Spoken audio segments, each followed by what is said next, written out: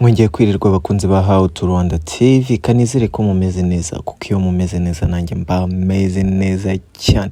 Muri iyi minsi nagutinda nugukubita tubangura gusa. So guys, ngiye kubereka ukuntu tubikura muri application ya Niki Live. Hari abantu bavuga ese izi application kubikura birakunda, kuko icy'ingenzi muri izi application aba ari ukubikura. Iyi ni ya application dukorera amafaranga kubera kujya kuri live, aribyo twita live streaming, aho ujya kuri live ukamaraho isaha imwe bakaguhemba. Iyo ugitangira mu cyumweru cya mbere umaraho amasaha 2 bakajya baguhemba. Iyo icyumweru kirangiye uhita utangira kujya umaraho isaha imwe bakaguhemba. So muri iyo saha imwe hari igihe baguha ama gift ukahava wabonye ama beans menshi, kuko hano dukorera ama beans. Ayo ma beans dukorera niyo avunjwamo amafaranga. Beans 1000 aba ari 0.1 cy'idolari.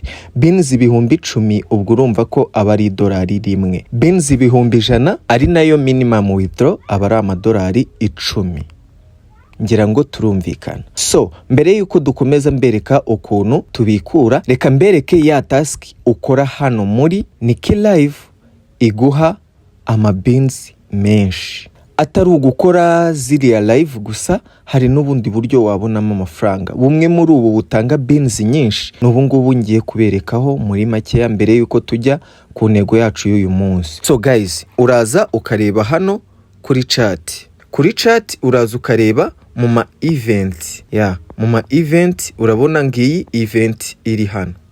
Naho ugenda urebemo ngi event tayari bayishyizemo. Haba hari ama event menshi yo gukora, ariko urabona tayari ya event yagezemo. TikTok video release event, aho bazaguhemba 8,000 by'ama beans kuri buri muntu, niyo batanga. Ubwo ni 0.8 bya beans kuri buri muntu, ntago ari makeya. So ikintu usabwa ni iki, sibyo? Reka du checking details.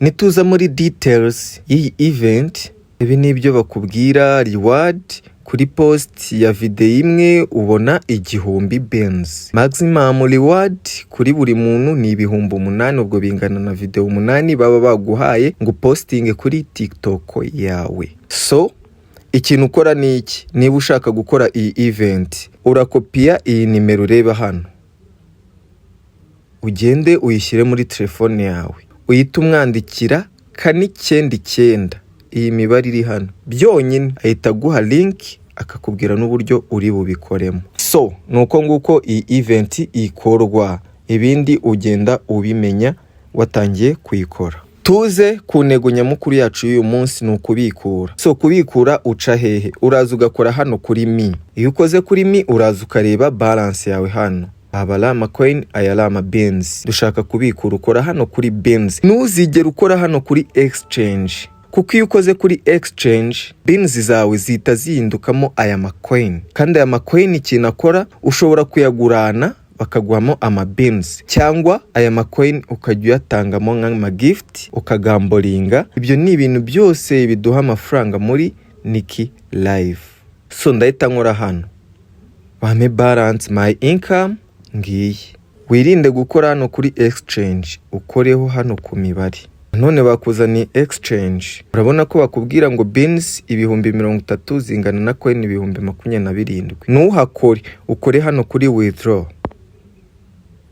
Numara kuhakora tayari twagezemo. Mfite total amount y'amadolari 15.84. So hano ari amount ari pending, agomba kuba confirmed, ni dolari 1.23. Ariko hano nkagira amount shobora kubikura, ariyo y'amadolari 18.61. Icyo uhita ukora uraza wadingemo withdraw method yawe, kore hano kuri add, uhitemo hagati ya PayPal na Binance. Batubwiye ngo turakoresha BEP20, kore hano kuri bind. Batubwira gushyiramo account, ubwo uragenda uzane address yawe yo muri Binance, uze ukore hano kuri asset, kore kuri add fund, kore deposit USDT, ngiyi BEP20 niyo channel dukoresha dukoreho, ngiyi address tuyikopiye tuze tuyipestingemo hano, turangiza dukore submit. Barakubwira ngo banza irebe neza, dukore confirm. Success, ubwo yagezemo ngiyi irimo. So tuhite dushyiramo amount 18 amadolari 18 niyo amount tugiye kubikura, kuko hano nta bice dushyiramo. Tuhite dukora hano kuri withdraw, confirm withdraw amadolari 18 via gutya 140 beans. Fee bari budukate ni $1.21. Ubwo urumva bakata amadolari menshi. Ndabona batubwiye confirm withdraw, ngiye kubikura amadolari 18 kuri iyi USD BEP20, ubwo angana na beans 140. Estimated fee cyangwa ayo badukata ni $1.21. Uri kureba bakata menshi. Nkore confirm. Withdraw request submitted. You can check the status in withdraw order. Okay. Urabona order yanjye iri kuba processing. Ubwo negereje ko amafaranga aza kongeraho kuri Binance. So guys, nkuko babitubwiraga ngo withdraw yacu turayibona hagati y'isaha imwe n'amasaha 3. Tayari withdraw yarangiye, yamajije kuba successful. Reka tuze tubirebe. Uraza hano muri chat, uraza urareba hano kuri assistant, barabitubwiye ngo congrats, your withdraw yari successful. Muri kubibona withdraw result notification barayiduhaye, urasanga USD deposit yabaye successful, amadolari 12.79 tayari yahageze. Murabona ko withdraw iranihuta, iminota 39 yari ihagije kugira ngo amafaranga atugereho, n'isaha imwe nago yari irimo. So ni ibi ngibi.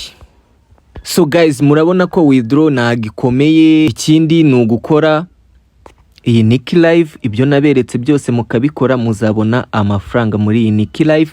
Murabona ko yishyura, mwakoraga mutazi neza ngo ese irishyura koko amafaranga akakugeraho, ariko ngira ngo murabibonye ko yishyura. Ndabikuye amafaranga ngezeho ndabiberetse. So guys, niba ukunze iyi video kola like, share and comment. Ikindi ni wibagirwe gukora subscribe kugira ngo ujye ubona update za application zitanga amafaranga n'andi makuru ku ma application dukora. So guys, mwakoze cyane kubana natwe. Ciao, hasta la vista.